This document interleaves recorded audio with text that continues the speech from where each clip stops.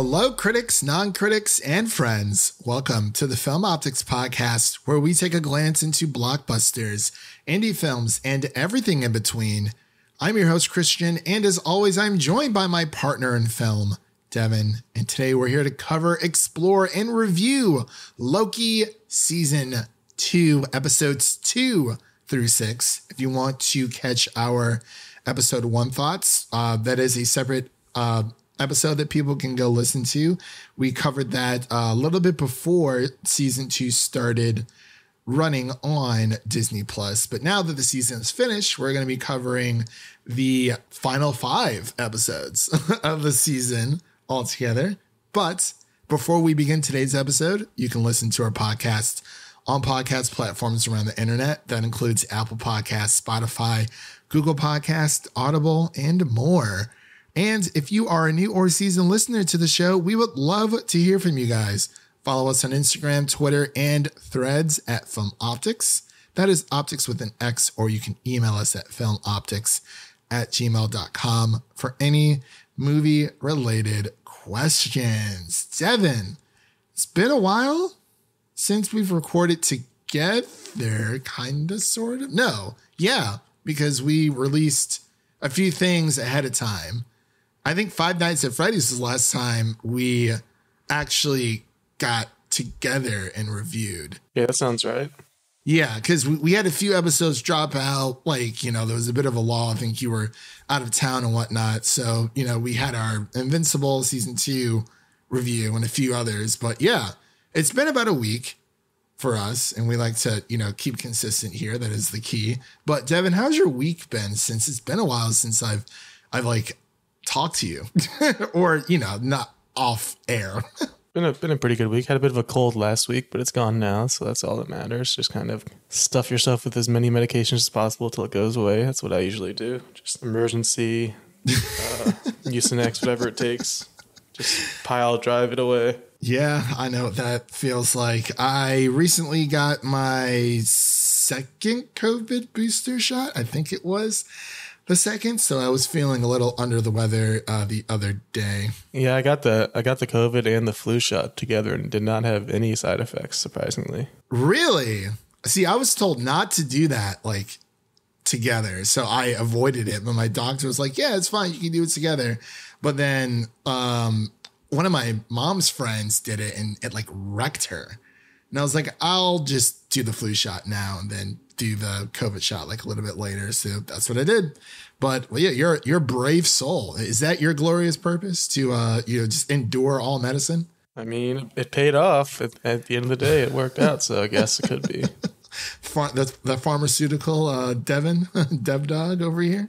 But yeah, I'm glad that you've been doing so well. Sorry about that. You haven't been feeling too well, but I'm assuming you kind of, caught up on some television or some movies that you've been meaning to watch. You've been rewatching The Hunger Games at all? Wink, wink, nudge, nudge. Anything there? Or? I might just have to go back and listen to our old episodes like you pulled up the other day. That post took me a very long time. I imagine. I had to make sure everything was spelled correctly, get the correct links. I had to shorten the links. It was crazy. But yeah, I'm feeling, I want to do a Hunger Games rewatch. I've already seen the first one again in theaters a few weeks back. And I'm like, man, you know what? I haven't busted out the 4K discs that I bought through Best Buy. There's this really sweet steelbook set that they have, and I bought that.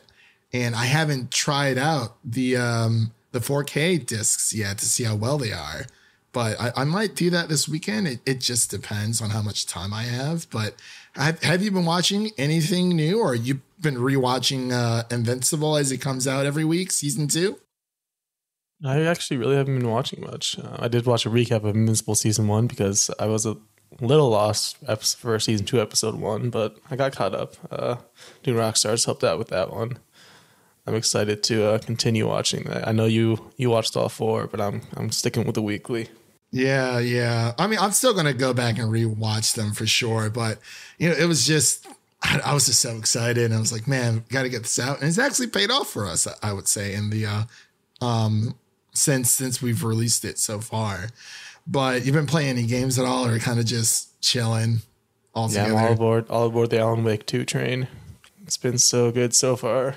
Have you tried it on your Steam Deck or are you just playing on your PC? Just PC. I got you. I'm still in the same spot. This week I haven't been able to play because I've been kind of busy with some screeners, had a few meetings, had to go to a pre-CMA party on Tuesday. That was a lot of fun. Fancy. So, yeah, I know. It was a few of my friends got signed by BMG Records. So it was pretty fun. It was a lot of fun. They invited me out and it was a good time.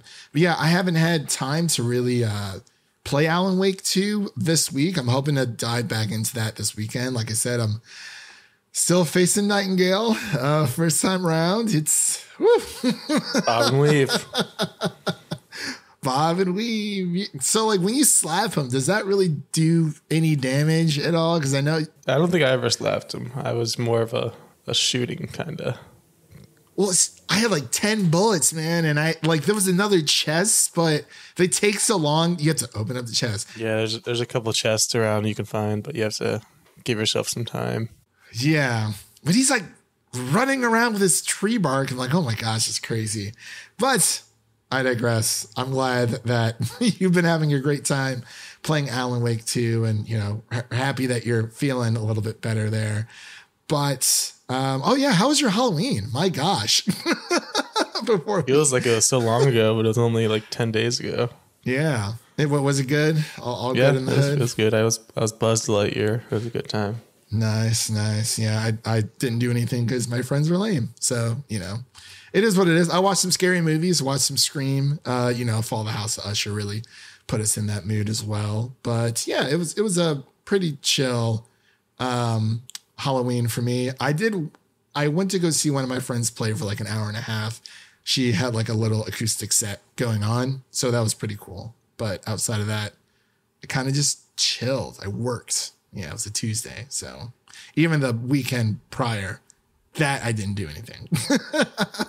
But as we mentioned before, this episode is going to be covering Loki season 2, episodes 2 through 6. We are going to be talking about spoilers, but not just yet. We will be getting into our initial reactions first, our spoiler-free thoughts.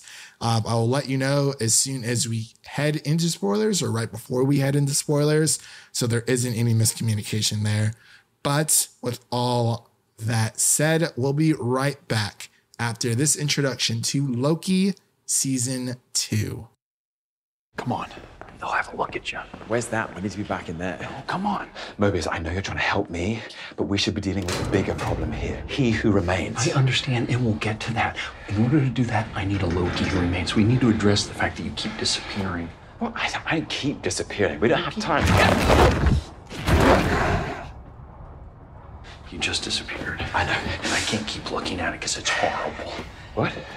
I thought you said it didn't look that bad. I was lying. It's terrible. It looks like you're being born or dying or both at the same time. It's freaking me out. It's okay. It's okay. Really Look, painful. It's not that bad. I can handle it. How does it look? And we are back with our season 2 review of Loki, episodes 2 through 6. Again, this is the final 5 episodes of Loki season 2. There are 6 episodes in total. If you want to check out our episode 1 review, that is a standalone review that we have done a few weeks ago, but we have been watching the show week to week. I actually binge watched the first 4 episodes when Disney sent them to me because I honestly just couldn't put it down. It was so good. But now the final 2 episodes, episode 5 and 6, penultimate episode, and the finale are out. So we're going to be giving our initial reactions to that. But for those who do not know what Loki is, I'm assuming you already do, but just in case you're new here, welcome. The villain of Loki resumes his role as the god of mischief in a new series. This is the second season again that takes place after the events of Avengers Endgame. So again, stars Tom Hiddleston, Sophia Di Martino, Owen Wilson, to name a few. And we have some new faces within this season as well as Quan. And the creator, of course, of Loki is Michael Waldron. So I'm going to pass the mic over to Devin so he can give his spoiler-free thoughts on Loki season 2, episodes 2 through 6. Oh, Loki. Where would we be without Loki in the MCU right now? Like, he's got the MCU on his back currently, and he is carrying it to the promised land because everyone is panicking about the MCU as a whole. There's that Variety article that came out, kind of like a hit piece on the current affairs going on at Marvel and how the MCU is crumbling. When in reality, I believe there are some issues, but I think it's definitely not as dire as we are led to believe. And I think this season of Loki proves that because they can still put out such a quality product like this. And this season builds on top of the first season. It loops back into the first season and it includes it and it wraps everything up so perfectly. It's just such a great season of television, despite the 6-episode setup that we have complained about so much in the past. It just works for Loki because it's so well planned out and thought out. Every episode has its glorious purpose, as you can say, and it just feels like this is the show most written for TV. I mean, WandaVision, obviously it was written for TV because of the whole different decade setup, but this one just feels like they know what they're doing when it comes to this because it doesn't feel like a movie that's just split up into 6 episodes like so many of the other series have felt like. And I think that's why this one feels so different and feels so special because they have a plan throughout the entire season, and then season 2 comes around and they pick up right where they left off, and there's no stone unturned, and there's new characters added, including Obi, like you mentioned before. We get Obi added to the triangle of Owen Wilson, Mobius, and Loki. That trio is just kind of just a grand time throughout the whole season. Like, we pick up right where Mobius and Loki left off, their buddies, and then you throw in Obi, and it's just the perfect trio. I love every time they're on the screen together. We get some Kang-ish variant shenanigans throughout the season. It's very interesting to see where they go from here, based on what the finale showed us and what the future could be for Kang, or if they decide to move on from that, because this kind of leaves off with definitely some options for them to go to. And I really just love, for me, obviously we talked about the premiere. We both loved the premiere.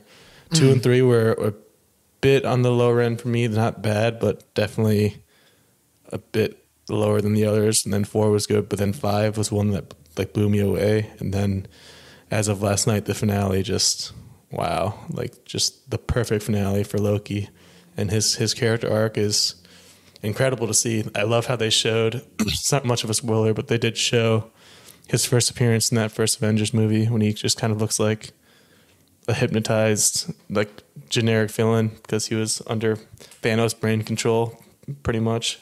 And just to show that and in comparison to where he is now and that evolution, it's just so crazy to think about. That is true. And, it seems like it's been so long. When season 2 first got announced, we didn't really know what was in store. And when it came to, us now watching all episodes of Loki season 2, it really has truly blown me away. For the longest time, between WandaVision and Loki, they're definitely my top 2 favorites. I think Loki does definitely have a little bit more of an edge, obviously, because we got a season 2. And the ending to Wanda's fate after WandaVision wasn't necessarily what people wanted, unfortunately. I'm not sure if you saw that, but they said that I think within the novelization of the MCU official timeline, Scarlet Witch died, but I'm not sure if that means just Scarlet Witch or also Wanda Maximoff. But I digress. When it comes to season 2 of Loki, as I mentioned before, I binge watched the first 4 episodes when Disney sent us the screener. So thank you, Disney, for that. And I liked every single episode. It just kept building and building, and I was wondering what was going to happen next. Out of WandaVision and Loki is one of the 2 shows that feels serialized. It feels like a television show. It doesn't, like Devin said, it doesn't feel like a movie split into 6 parts. I feel like every episode kind of had its own little purpose. And towards the very end, that was a great finale. And I think Marvel kind of needs to like look at this, the success rate of Loki for other television shows moving forward. Obviously, we have covered literally every single Marvel television show since they have released on either a weekly basis or a collective review such as this one. But everything that happened with Sylvie, Obi, and like you said with Jonathan Majors, he does make an appearance in this season, and I mean, there's some shifty stuff going on there, but he did a bang up job. Like, I'm just gonna give credit where credit's due. Separating the art from the artist here, but I do agree with what Devin was saying. There's, this is phase 5 now, and we had the criticism of phase 4 saying, it was directionless and, it was too experimental, which I thought was a bit weird because, we did get a lot of great shows and movies out of phase 4, especially Loki season 1 being one of them. And, the full circle moment that the finale of season 2 Loki has versus in the first season, everything kind of just, it threads together so well that you really can't have one without the other. I saw, there's a lot of outlets out there asking people, which season of Loki was better? It's stupid. It's dumb. I hate it when, we have to compare. I'm just glad that we got a second season of a MCU show to begin with, and how intricate and how well written it was throughout the second season, because there are threats popping up everywhere. This is kind of like all happening outside of time. So you have the threat of He Who Remains, you had the threat of Miss Minutes, Renslayer, but a few of those start to kind of fizzle out throughout the episode, which is fine because it's kind of like you're getting towards the end goal.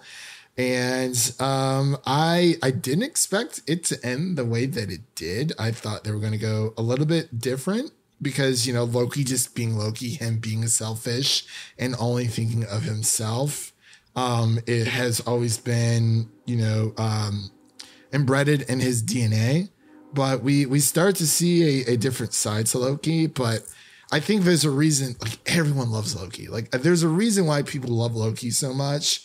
And obviously out of like the original, one of the original main villains of I guess you could say, pre-Endgame, he's always been a fan favorite. And I think a lot of these shows so far have been trying to bolster the side cast of the MCU outside of Iron Man, Thor, Hulk, Black Widow, Hawkeye, or not with Hawkeye, having him and Kate Bishop having their own show. But, a lot of these series, not only introducing new heroes, but I love how they were kind of built to bolster like the other like OG crew, like Loki, WandaVision, Falcon and Winter Soldier. But yeah, Loki's kind of just came out on top. Yeah, I've been seeing a lot of discussion online. People have been saying, I mean, it obviously could be recency bias, but people are asking, is Loki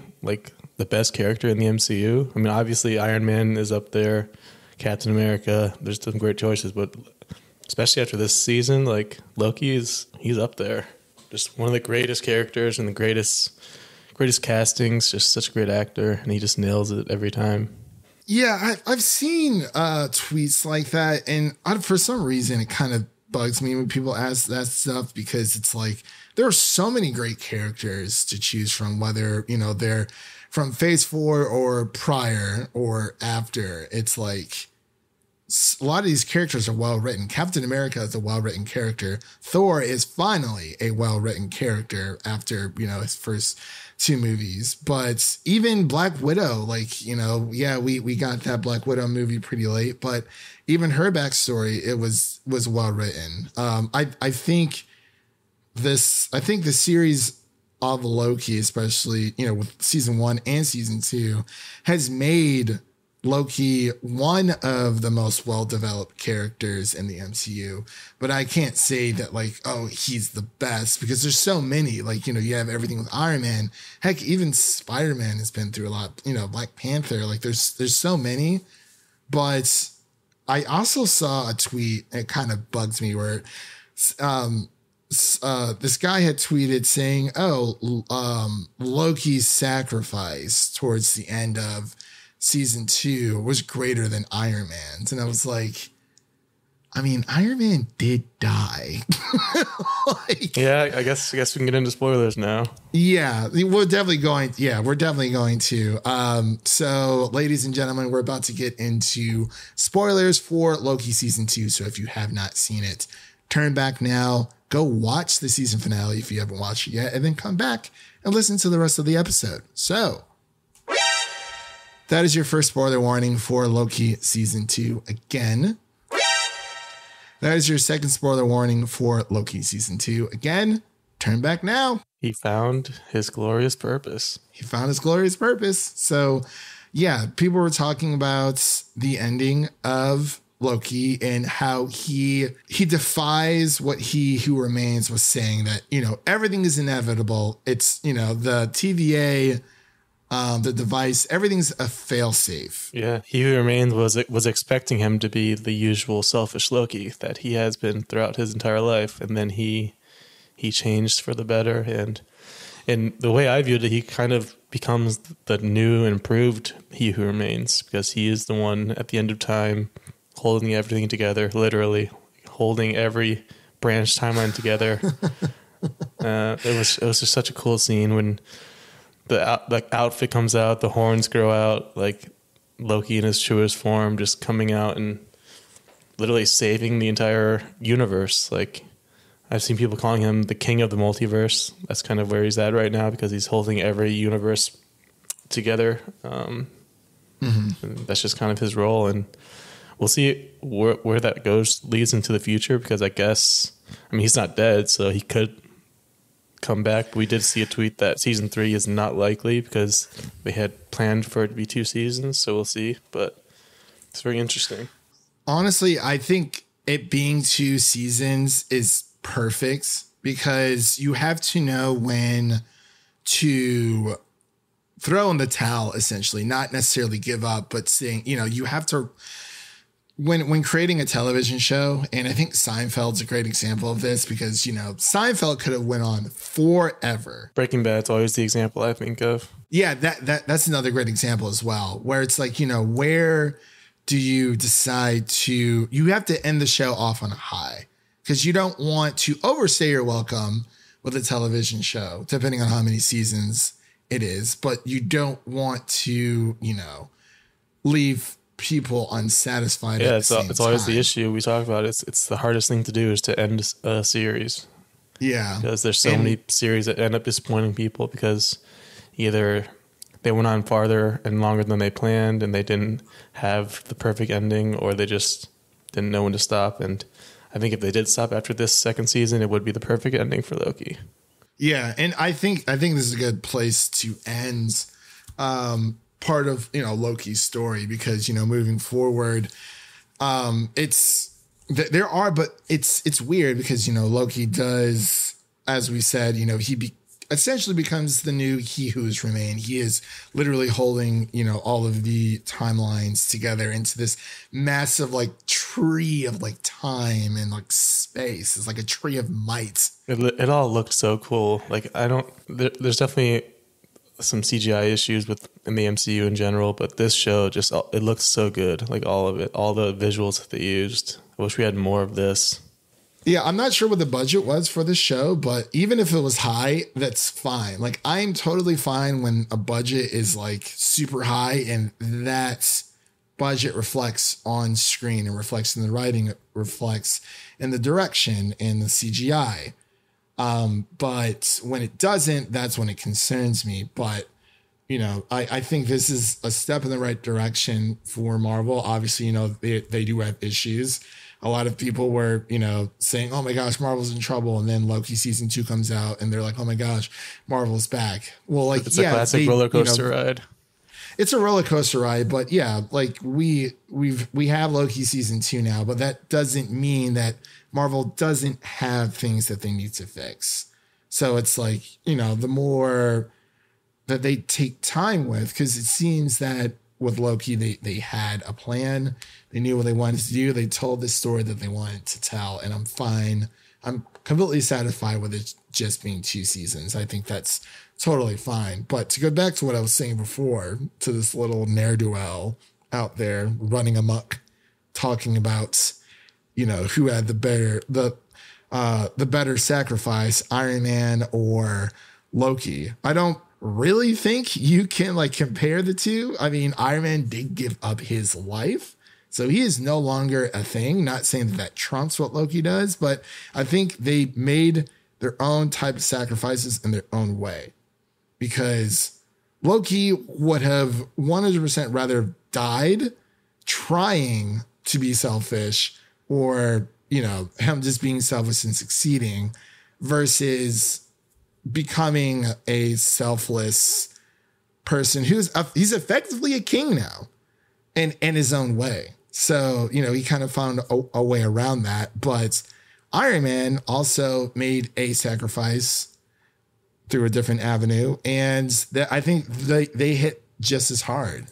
But I can't put one over the other. But like that stuff like drives me crazy when people are like, oh, who had the better yada yada yada, who's the best this. It's like we can just have a lot of great moments and just appreciate what Marvel has done with these characters and kind of just, you know, take it for what it is, you know. But I wanted to pass it back over to you, Devin. Did you have any other thoughts, opinions, any irks that you wanted to talk about for Loki season 2 before we wrap up here and give our final thoughts and our ratings? Yeah, I think the only real issue I had was kind of the Miss Minutes storyline and where that went. It just got a little too weird, like a little off the tracks there, where she becomes kind of sentient and then develops feelings for he who, or I guess that was Victor Timely at that time. That was just a little too strange for me. Other than that, I would say a bit of a. I think Sylvie took a bit of a backseat this season compared to the first season, where she's obviously involved, but I feel like she was more involved in the first season. Yeah. Well, she was like the anomaly, you know, she was the main focus. Yeah. I do think it's interesting that if you think about it, he really could have just killed Sylvie and had the same effect. He chose to sacrifice himself, which is obviously the great for the greater good, but he really could have just ended it all there, which is interesting to think about and kind of his development. Yeah. I thought he was going to just knife Sylvie and be done with the whole thing, because she started this whole thing. So it's I still don't fully understand why she wants him dead so badly. With like nothing anyone can say or do can change her mind. Yeah, like she's more than stubborn. It's like talking literally to like a brick wall. Like she just, especially in that moment in time, or even in season 2, like she still feels the same way. But it's like, I mean, the way that He Who Remains explained how everything was supposed to be, and like I was like, man, well, I mean, the TVA is full of variants anyway, so it's like it was crazy. I was like, you know what? I think he has a point. I was like, I think he has to, you know, kill Sylvie, but he didn't. I was very surprised that he didn't, because he easily could have.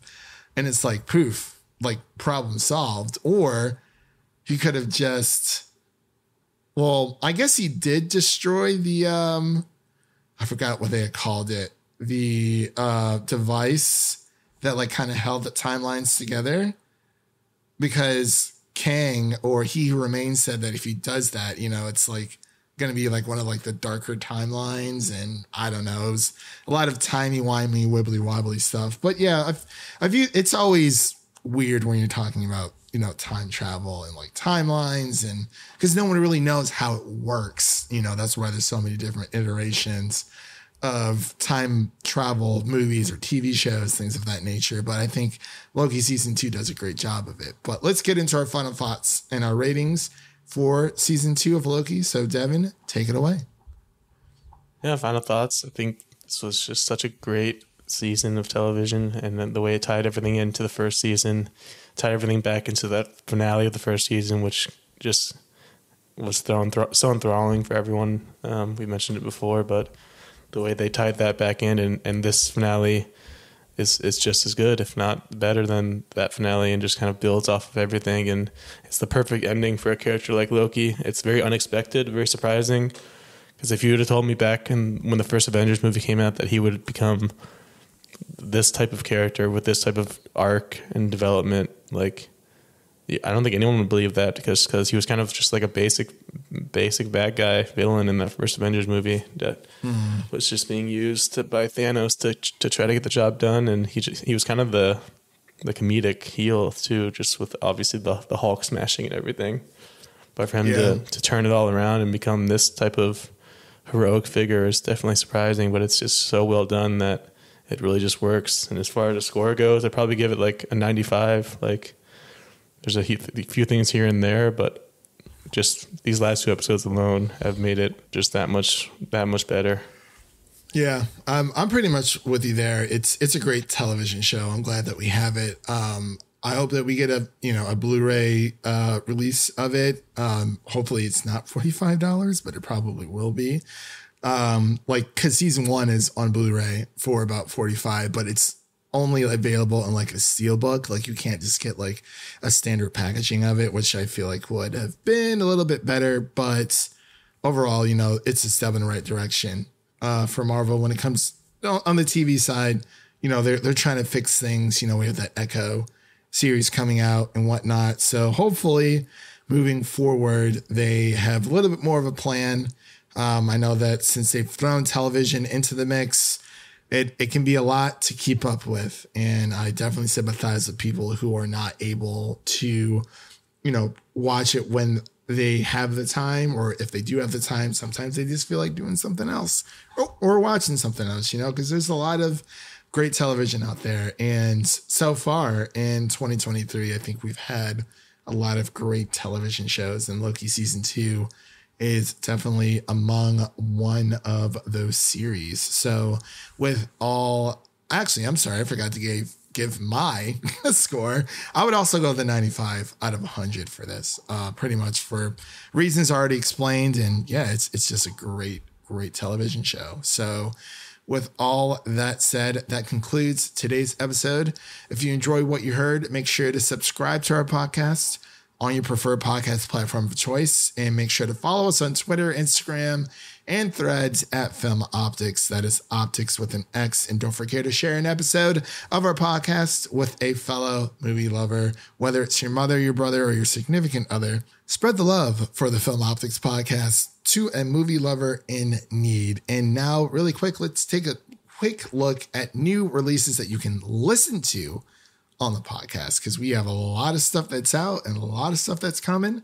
It is the thick of award season, and it is crazy. So you can listen to our Gen V season 1 review. Episodes 4 through 8 are in one episode together, and then episodes 1 through 3, I did that backwards, but episodes 1 through 3 of Gen V season 1 are all lumped into one episode as well. So you can check those out, as well as our Invincible season 2 part 1 review, episodes 1 through 4, as well as our Five Nights at Freddy's review, and so much more. There's a lot of stuff out there that people can listen to.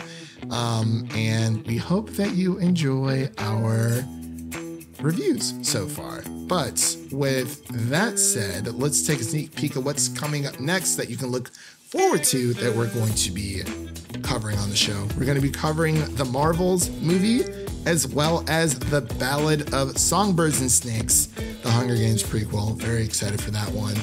And a few others. My gosh, there's so much coming out. November, we have the Thanksgiving movie. We might review It's a Wonderful Knife. It just depends on our schedule. I think it's called It's a Wonderful Knife. That's a separate slasher movie. But yeah, there's a lot of crazy movies coming out in November. Those are just a few just to name. But those and more we'll be covering here on the show. This might be our last television review of the year, possibly, Devin. I think so, from what I can understand. Yeah, because nothing really comes out in December. And I mean, it's already November, so this is crazy. But with all that said, again, thank you all for listening. If you enjoy the show, please take a moment to leave us a 5-star rating and review on Apple Podcasts and Spotify. And stay connected with us by following us on Twitter for the latest updates. That was Devin, and I'm Christian, signing off. And remember, life is like a movie. So go out there and make it a blockbuster. Peace.